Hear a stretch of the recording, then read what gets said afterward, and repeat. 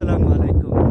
আমি এখন রয়েছি সৌদি আরবের গ্রামীণ রাস্তার মধ্যে।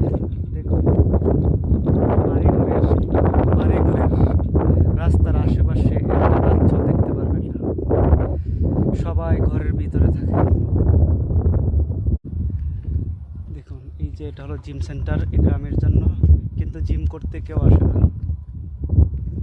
এই যে এটার ওপাশেই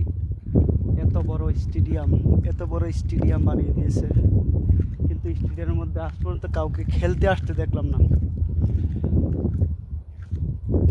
এই যে এটা স্টেডিয়াম, এত সুন্দর এত বড় স্টেডিয়াম বানিয়ে দিয়ে রেখেছে এই গ্রামের মধ্যেই,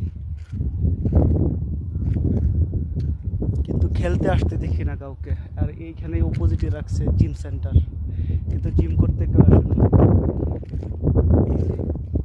এই গ্রামটা, শুধু এই গ্রাম, ছোট্ট একটা গ্রামটার জন্যই সৌদি সরকার এত বড় খেলার মাঠ, জিম সেন্টার, এই যে সামনে স্কুল,